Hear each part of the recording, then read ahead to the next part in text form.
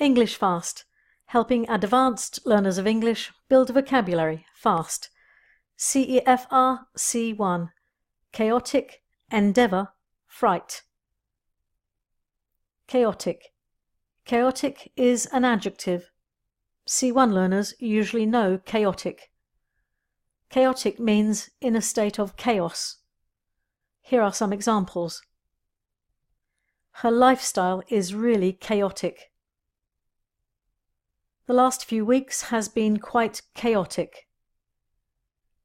To us, the traffic in some Asian countries seems chaotic. Endeavour. Endeavour is a verb. C1 learners usually know endeavour.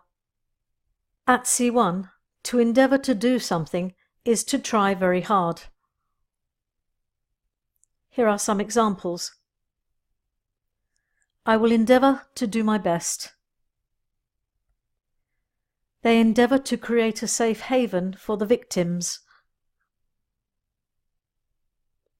Given the limited budget, they endeavoured to keep costs down.